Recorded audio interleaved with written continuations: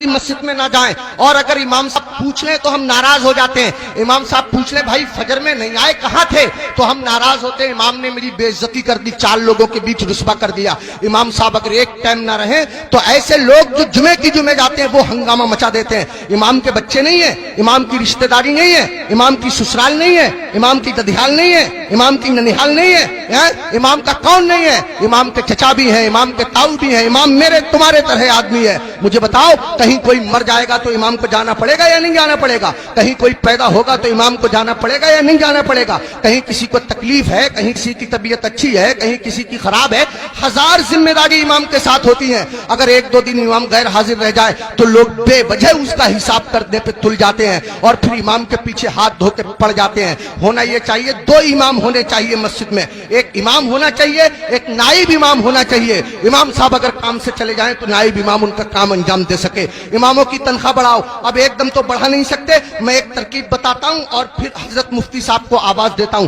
ترکیب یہ ہے کہ جب جمعے کے دن امام صاحب خطبہ پڑھتے ہیں، مطلب تقریر کرتے ہیں یا نعت شریف پڑھتے ہیں، مسجد میں جتنے لوگ جاتے ہیں اگر صرف 10 روپے سے امام صاحب کا مسافہ کر دیں گے تو قسم خدا کی آپ کے پاس سے 10 روپے جائیں گے، میری مسجد کے امام صاحب کے پاس ہزاروں روپے اکٹھے ہو جائیں گے۔ امام صاحب کے بچے کھائیں گے، ان کے دل سے دعا نکلے گی۔ دیکھو اگر اماموں کی تنخواہ کم ہوتی ہے تو نمازیں خراب ہوتی ہیں۔ آپ کہیں گے کیسے؟ میں بتاتا ہوں آپ کو۔ امام صاحب کی تنخواہ 4000، بیوی کی دوا چل رہی ہے 3000 روپیہ مہینہ کی، 100 روپیہ روز اس کی بیوی کی دوا چلتی ہے۔ اب کتنے روپے بچے اس کے پاس؟ 1000۔ اس میں گیس سلنڈر بھی ہے، اس میں تیل بھی ہے، اس میں نمک مرچ بھی ہے، اس میں دال چینی پتی بھی ہے، سب دنیا بھر کے خرچے۔ آپ غور کیجئے، اب امام صاحب مسجد کے مصلی پہ کھڑے ہیں نیت باندھے ہوئے نماز کی، اب پڑھ رہے ہیں سبحانک اللہم وبحمدک وتبارک اسمک وتعالی جدک ولا الہ غیرک۔ اب سبحانہ جب ختم ہوا تو امام صاحب من میں سوچ رہے ہیں یار کوئی مر بھی تو نہیں رہا ہے، یار کسی کی شادی بھی تو نہیں ہو رہی ہے، نکاح پڑھانے کے لیے مل جاتا۔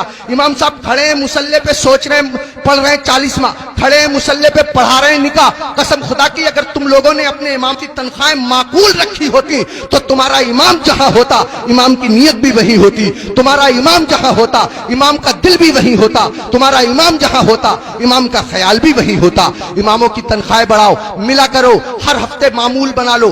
جب تم کماتے ہو ہزاروں کماتے ہو، معمول بنا لو یا 500 روپے دوں گا مہینے میں تم کو تنخواہ ملے 10,000، مہینے میں تم کو تنخواہ ملے 15,000، 8,000، 8,000 میں سے 100 روپے چپکے سے جاؤ امام صاحب سے مسافہ کر کے آ جاؤ۔ اگر بستی میں 100 گھر ہیں سب کے سب 100 روپے سے مسافہ کریں گے، حساب جوڑ آپ لینا روپے کتنے ہو جائیں گے، امام صاحب کا کام ہو جائے گا۔ میں کہنا یہ چاہتا ہوں اتنا بڑا امام، کبھی تم نے سوچا تم لوگ اپنے بستر پہ سوتے رہتے ہو فجر کی نماز کے وقت، تمہارا امام تمہاری بستی کی مسجد کے مصلی پہ بیٹھ کے تمہارے لیے دعا کر رہا ہوتا ہے، یا اللہ میری بستی پہ کرم فرما، یا اللہ اس بستی پہ رحم فرما، لوگوں کے کاروبار میں برکت عطا فرما، عزت کی حفاظت فرما، دولت کی حفاظت فرما، آبرو کی حفاظت فرما، اور تم اسی امام کے پیچھے پڑے رہتے ہو جو تمہارے لیے دعائیں کرتا رہتا ہے۔ ایک آدمی پڑا رہتا تھا بہت امام کے پیچھے، ایک دن پکڑ لیا امام صاحب نے، ابے فجر کی نماز پڑھی ہے؟ بولا بالکل پڑھی ہے۔ امام صاحب بولے کیا رکعتیں پڑھی ہیں؟ بولا 10۔ کا فجر میں 10 ہو گئے رے؟ کہہ رہا چلو 15 مان لو۔ امام صاحب بولے 15 ہوتی ہیں فجر میں؟ کہہ رہا چلو 20 مان لو۔ امام صاحب بولے پٹ جائے گا، دماغ خراب مت کر۔ منہ لٹکایا ہوا گھر گیا، بیوی بولی کیسے منہ لٹکائے پھر رہے ہو؟ کہنے لگا رے امام صاحب نے پکڑ لیا، بولے فجر پڑھی ہے؟ میں نے پڑھی ہے۔ انہوں نے رکعتیں پوچھ لی، میں نے 10 بتائیں، 15 بتائیں، 20 بتائیں، 25 تک پہنچ گیا، مگر اتنا ہے کڑے امام ہے وہ بھی مانے ہی نہیں۔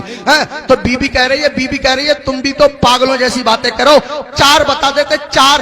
تو کہہ رہا تو سچ میں ہی پٹوانے والے کام کر رہی ہے۔ جو امام ضدی امام 25 میں نہ مانا وہ 4 میں کیسے مان جائے گا؟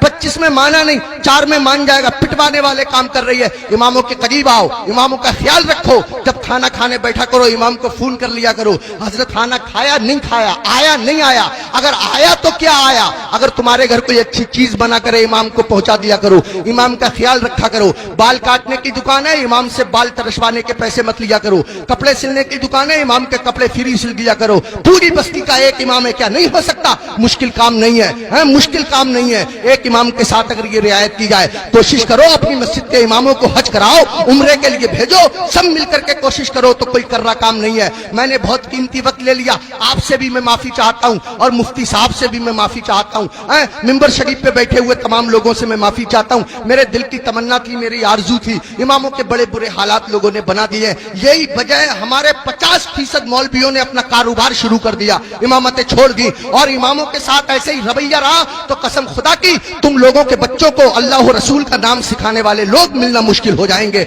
ऐसी हालतें पैदा हो जाएंगी। इमामों की कदर करो, इन लोगों से दीन जिंदा है, इन लोगों से इस्लाम जिंदा है, इन लोगों से हमारा मजहब जिंदा है। शायरों के कदमों पे 1-1 हजार, 2-2 हजार, 20-20 हजार, हमारी जमात में ऐसे ऐसे शायर भी हैं जो 2-2 नाते पढ़ने के 1-1 लाख लेते हैं। तकरीर करने वाले लोग ऐसे भी हैं जो 2.5-2.5 लाख लेते हैं। उनको एयर कंडीशन रूम चाहिए, किसी आम आदमी के मकान में ठहरेंगे नहीं, 5 स्टार होटल उनको कियाम करने के लिए चाहिए। हमारी कौम सब कुछ बर्दाश्त करती है, लेकिन जब निकाह का नंबर आता है और इमाम साहब कह रहे हैं 3,000 लूंगा, तो पूछे कौन सी किताब में लिखा हुआ है भाई 3,000 ही लोगे, इससे कम नहीं लोगे? और वो 3,000 में से भी 500 रुपए ले लेते हैं मस्जिद के लिए, 1,000 रुपए मस्जिद के लिए। शरीयत का मसला यह है, निकाह पढ़ाने में जितने पैसे मिलते हैं वो सबके सब इमाम निकाह पढ़ाने वाले के होते हैं। अगर जबरन उससे मस्जिद के लिए पैसे लिए जाएंगे तो लेने वाले लोग मैदान महशर में उसका कर्जा देने के लिए तैयार रहे। इमाम के साथ वो ज्यादती जो लोग कर रहे हैं, इमाम के नाम से उगाते हैं ईद में लोग पैसे,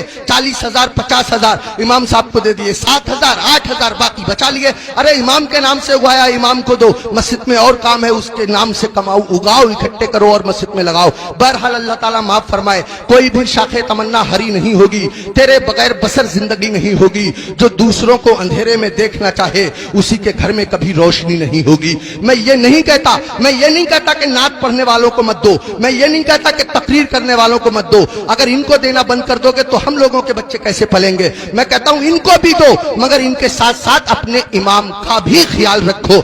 ये वो इमाम है जो तुम्हारे बाप का निकाह पढ़ाता है, तब आदमी जायज तरीके से पैदा होता है। अगर इसने बाप का निकाह ना पढ़ाया होता तो आदमी दुनिया में पैदा होने के बाद किसी को मुंह दिखाने के काबिल न रहता। आज मैं इज्जत से खड़ा हुआ हूं, ये मेरे मस्जिद के इमाम साहब की बदौलत है, उन्होंने मेरे बाप का निकाह पढ़ा दिया था।